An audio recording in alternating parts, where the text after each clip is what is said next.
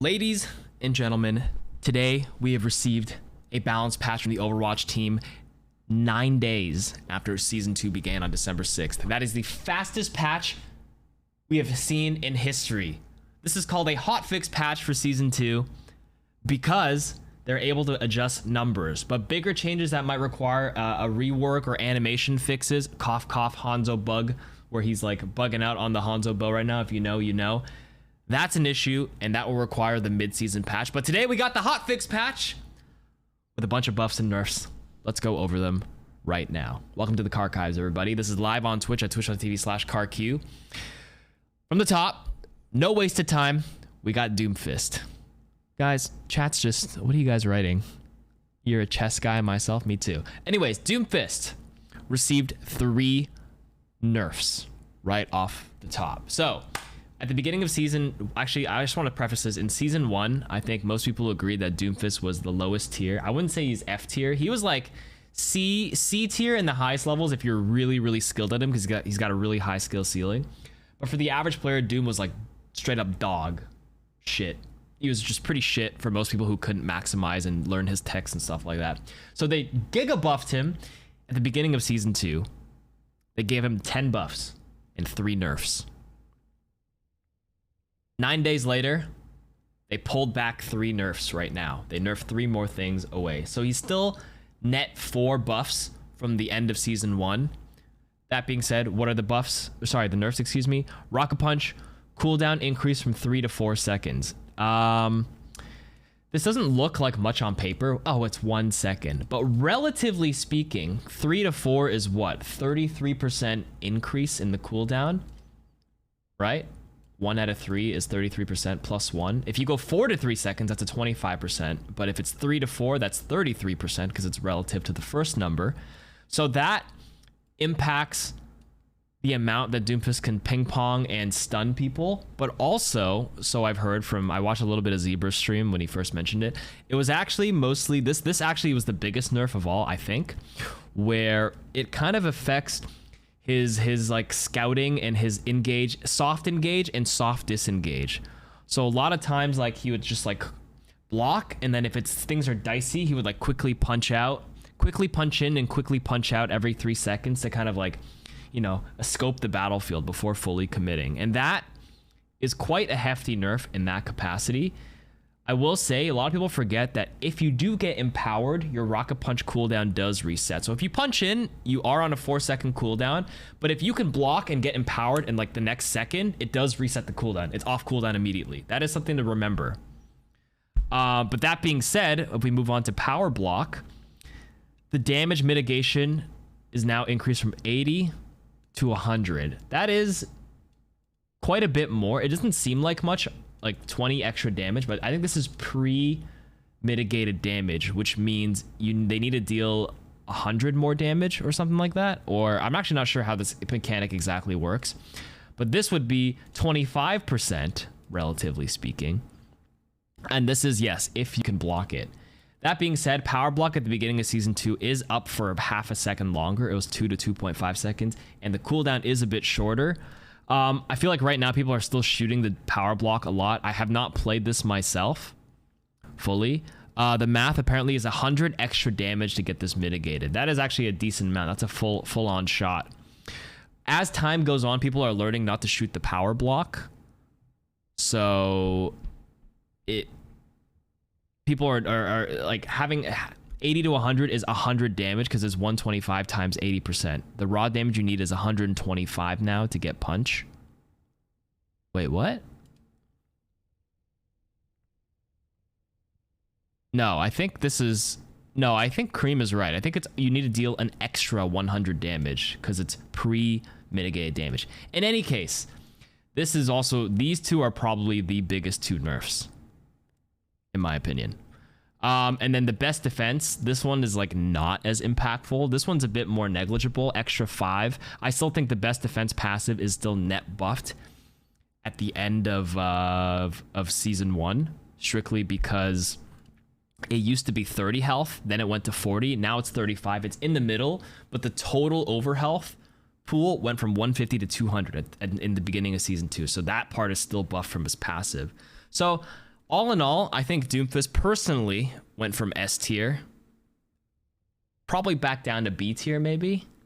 I don't think he's as terrible as he was in season 1, but I'll have to play more of it to see how this feels. I think Doomfist players themselves are more annoyed at more of the fluidity of Doomfist, because like this affects their rotation and their movement, how they feel. But from the perspective of someone fighting against the Doomfist, it doesn't seem like much on paper. So I'm just saying B tier right now, off the, just literally off numbers and off paper, but we will see.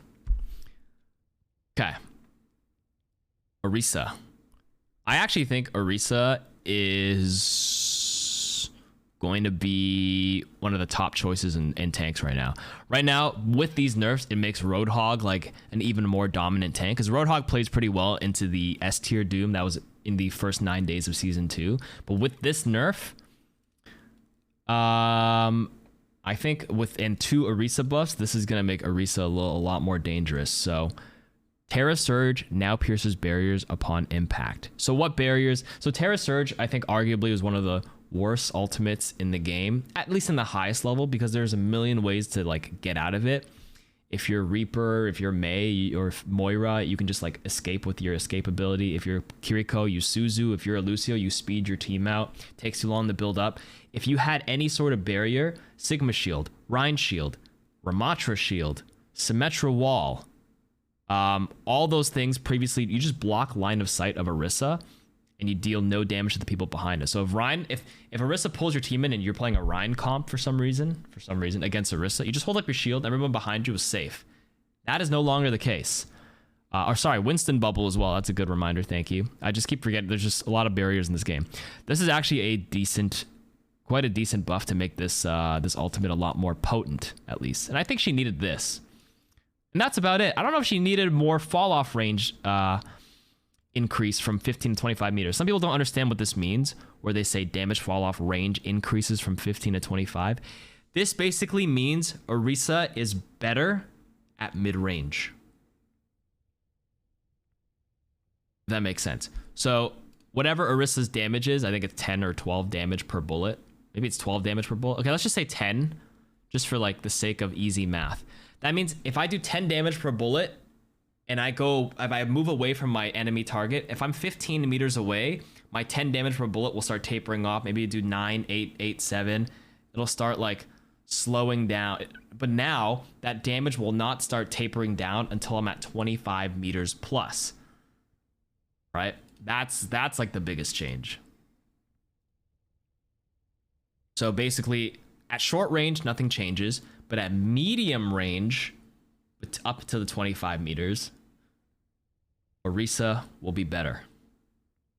So, I think Orisa went from A tier at the beginning of season 2 up to S tier.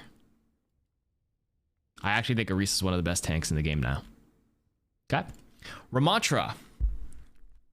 I actually think Orisa is S tier. It's Hog and Orisa now, in my opinion. Orisa also plays well into Winston. She is actually unkillable. Ramattra. Let's go to Ramattra. Movement speed in Nemesis form. This basically cancels out the movement speed penalty, if I'm not mistaken. So before today's patch, when you pop Nemesis form, you do move a little bit slower. You're like 20% slower. I think this just offsets it. And now he's the same speed in Nemesis and Omnic form. And the armor bonus is plus 75 net. So he went from 600 HP to 675 with a ton of armor. The biggest thing though... Oh, the slow was only on his block? Oh, I might have been mistaken then. I could have sworn... No, I think he's actually like faster. He's actually... I did the side by side. He's literally faster. It's not just in block. No. This is not just block. He is genuinely faster. This will... So I think it net neutrals his... Like, without... When he's not pummeling. But obviously when he's blocking, he does move a lot faster. It's more significant when he's blocking. Exactly. So his walk speed is faster. Same as Omnic now. Neutral there. But 20% more affects his block movement speed. So... That is very significant. Now, if you think about his ultimate, Annihilation, Annihilation requires you to be in range of a person to keep refreshing the timer, right? By being naturally quicker, you remove the requirement to play Lucio. It might seem like you really need Lucio, but I think you always need a Kiriko because Kiriko is really, really strong, but it opens up like different options, Kiriko plus Mercy, Kiriko plus Ana, because you could just run with Kitsune Rush, and I think that's fine. I mean, I still think Lucio Kiriko might be the optimal tank lineup, but maybe not. Depends now. I think there's a few ways to play it, but it's still too early to tell. I mean, Kiriko Lucio works with so many comps. Kiriko Lucio with Orisa, Rein, Ramattra, clearly Doomfist. Kiriko Lucio is just like the bread and butter, but then people were starting to play Kiriko Mercy. Like if you're running the Mercy on your team with the Sojourn, you might not need the Lucio as much, but Kiriko might still be the staple, just at least in my opinion. Would Ramattra gradually outrun ally? Oh, just by the way, for those who don't know, movement speed in Overwatch is capped at 75%, okay? That's not really like common knowledge. Not everybody knows that, but Kitsune Rush is now 30% movement speed, just for your knowledge. And Lucio Aura is, I think, 20%. When you're amped up as Lucio, you're at 60%. Yeah, it's just the technical stuff. These are just some secret numbers that not everybody knows. Just for your information. Usually Kitsune Rush is more than enough. Like as long as you can catch up to people, that's totally fine. Oh, it's 25% on Lucio, excuse me, and then 60%, yes. Damage reduction is supposed to be capped at 50, but it's actually all over the place with armor. I'm actually not sure exactly how it works now. But in any case, these Ramattra buffs, when he comes into comp next week, is a little dangerous. I think once people learn how to play Ramattra and people figure out a comp around him, he might actually be quite meta, or at least one of the few meta picks. Just saying. Void Barrier, this Omnic Form cooldown, this is actually not, this is like nice, but this is not as significant as the Nemesis change. This Void Barrier change is, it's a 13-second cooldown. This is always gonna, this is a 4-second uptime on a shield. This is always a situational thing. You gotta block a Diva Bomb, you're gonna block the High Noon kind of thing. This is not as impactful as the Nemesis stuff. So this is the dangerous stuff. It's mostly the movement speed and the tankiness that's gonna make him dangerous, along with the Orisa. Okay. Sojourn. So Sojourn received some buffs early in season 2, but everyone's like, I think she got net buffed. Even though she had her railgun charge shot nerf, they buffed other aspects like her SMG damage and the overclock stuff. However, as of today, they nerfed her 3 times. Primary fire spread increased by 28%. This is actually quite a bit. That being said, this is more of like a noob nerf. If you're a good player on Sojourn and you're a Sojourn main, you should know that your recoil resets after 9 shots. So at medium to long ranges, you're supposed to be tapping your railgun anyways.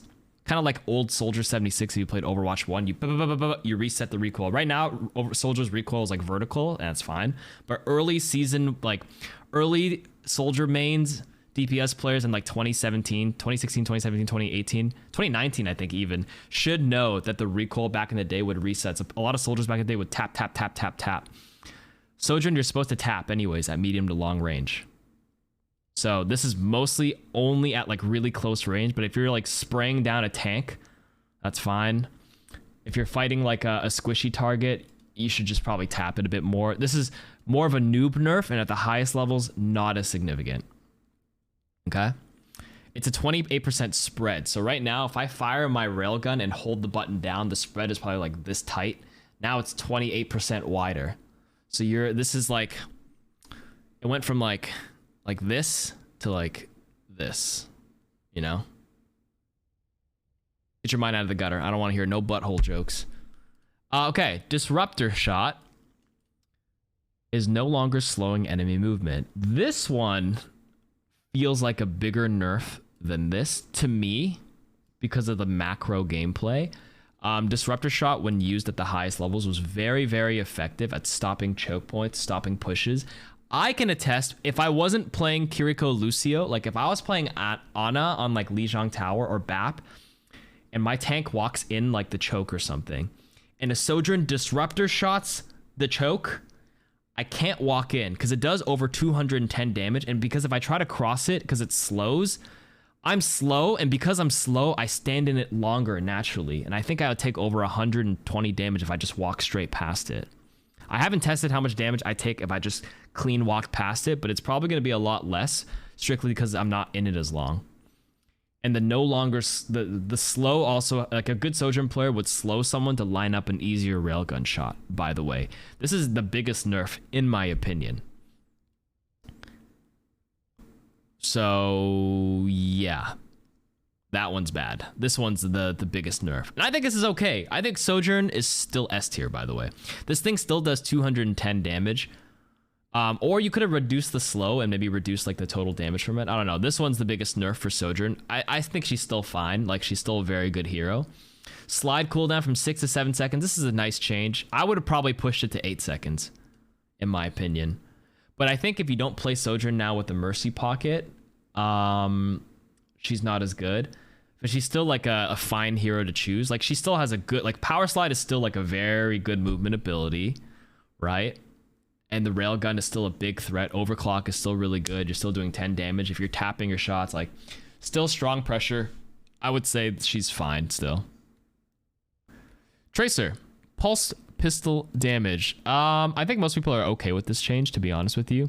She was already played at 5 damage in the Overwatch League at the highest levels. When it rebuffed back to 6 after the bug fix, people were playing. In high elos, you just see tracers everywhere.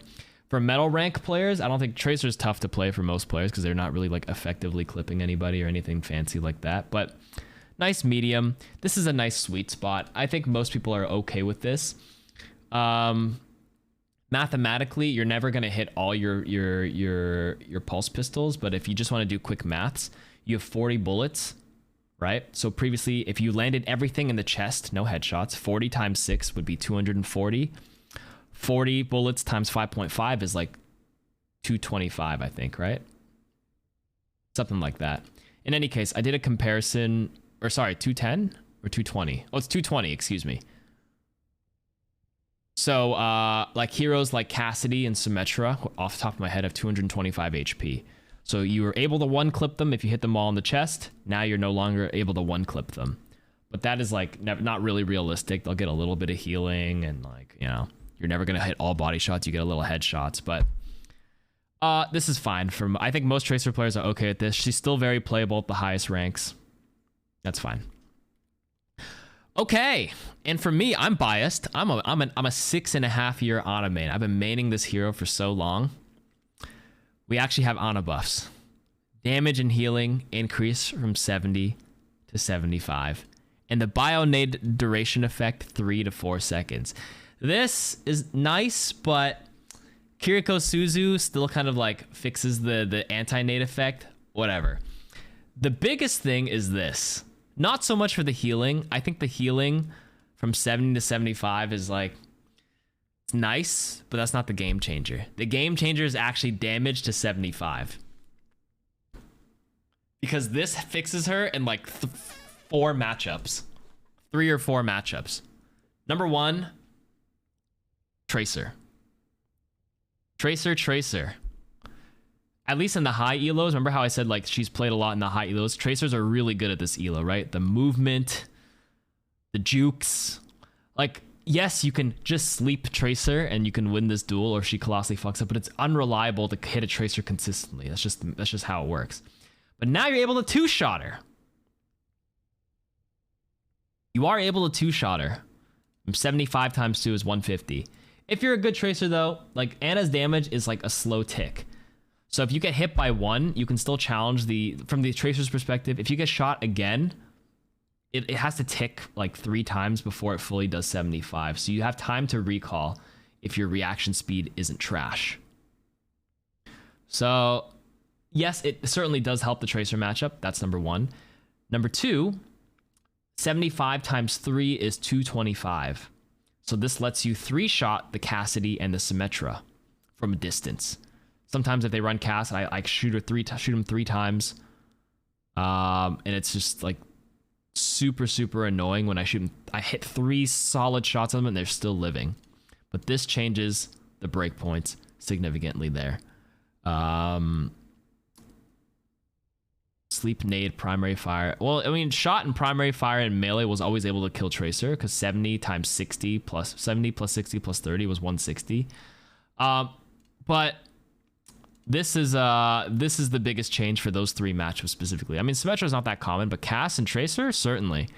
So I'm a big fan of this. But before I talk about whether Ana's going to be played, I just want to talk about Kiriko for a second. Kiriko is the last one in this patch.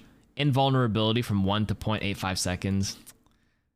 That's whatever. This is the value of Suzu is that instant, like taking no damage, the instant heal. And, you know, the fact that it can cleanse CC. You know what they could do? They could probably just remove that 50 HP you get on Suzu. Why do they have that? Number 1. Number 2, I think Swift Step should be nerfed a little bit. It's like a free teleport every 7 seconds. 7 seconds is way too short. I think 10 seconds on that is fine. And number 3, maybe like Suzu's cooldown could also be increased from 15 seconds to 20. 15 is really short.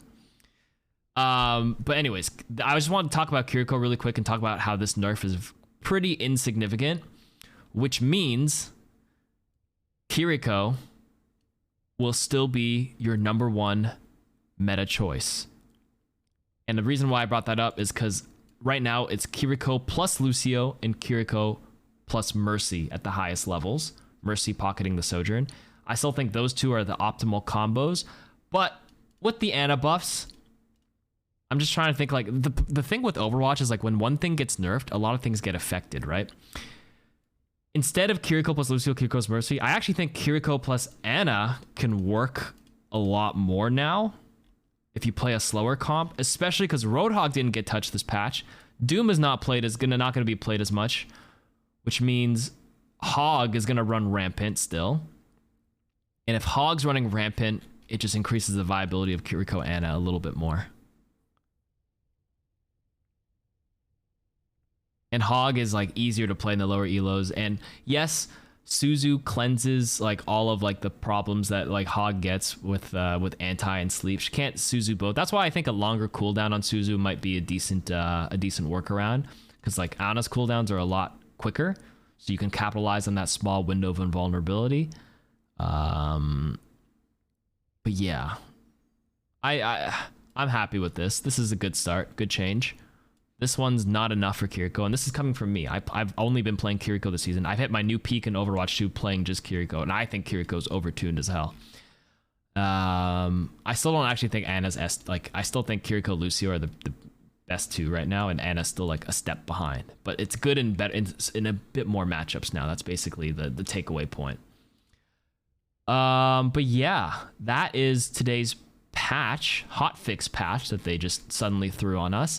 In other news that's not on this page is that Alec Dawson, the lead hero designer, talked about Roadhog nerfs coming in January. Something about removing the one-shot, if you guys haven't heard about that.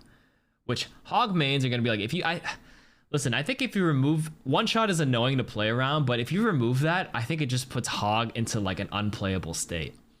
I think in a perfect world, you never want like a purely unplayable hero. Like people will be like, yeah, fuck Hog mains, but like you're thinking about hero balance, and like there needs to be a harmony where like there is a situation where each hero has a place to be played. And they did that before, yes, once upon a time, where they got rid of his one shot and it gave his attack speed a lot more, and he just wasn't played ever. Like, what's the point? What's the point? I think you nerf his survivability or the uptime on the potential one-shot hook. I don't know. It's hard to say like what the right approach is. I don't really think an attack speed change strictly would do anything. I'm thinking maybe his survivability. So as annoying as it is to get one shot, it's still like a skill shot. Maybe they lower the hitbox on the hook as well to make it a lot more like skillful. I don't know what the right approach is. It's tough because this guy was designed in the 6v6 era where there was counterplay to getting hooked, right? If you had 2 tanks back in the day, you had a D.Va, you could, you know, Matrix it. If you have an extra Zarya on your team, you can bubble the hook. There was no Kiriko back in the day. I actually think it's less Roadhog and more Kiriko. If there were more ways to save people, the thing about Roadhog is there's more counterplay to Roadhog than there is to like getting one shot by a Widow. Like, I'm biased because I fucking hate Widow because it's like, oh, just don't peek her. Well, sorry, I can't fucking play the game if I don't peek at all to help my team because Widow controls all those sight lines. And then I just rely on, like, you know, imagining that she's there. I just have to imagine that, just know that she's there so I can't ever walk around the corner. For Roadhog, there's a timer. But the window is quite short. So back in the day, Roadhog's hook used to latch and you'd wait once, like, it was a longer period before they get reeled in. If there was more of a reaction speed kind of thing where, like, maybe you can land the hook, sure, but there's like a bigger window for me to like Suzu. So here's the thing that I've noticed as a Kiriko. I actually don't get to Suzu save someone from a hook 80% of the time. I don't know if you guys are feeling that way too, but I try to react as best as I can, but Suzu's too slow in most cases. Maybe because the hook goes too fast or the Suzu comes out too slow. But I don't know if you want to make Suzu come out any quicker because that's buffing Suzu, and that's what you don't want to do. So potentially the way around it is like you have more options to, if you hear the hook, you have like a quicker window to quickly respond. If you're a Rhine and someone gets hooked, you actually have time to get a shatter off, maybe to save them. That's like a little bit more counterplay. But then how do you balance that? Because if you put them in a stationary position after hooking them, then that means they're stunned for longer. Or can you get them where like they're not stunned per se, but they're just immobilized? So that means if I get hooked as a Kiriko, I'm stuck for 1 second, but I can Suzu to free myself because there's still a little bit longer for them to reel me in. So yeah, maybe not a stun, but just like stop me in my tracks, a little bit slower to pull me in. That's my like random idea I thought of to kind of make Roadhog like not as annoying to play around, but not kill his identity as much. Like if you don't have a response or an ability to get out of it, then you are screwed.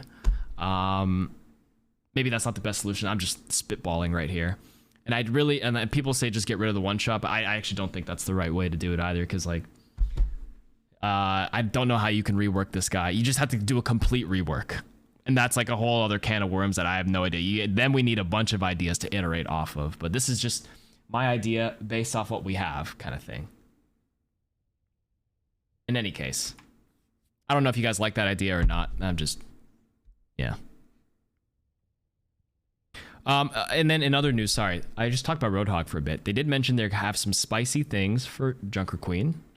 They have something about Rhine Firestrike and other changes to supports. And that's it.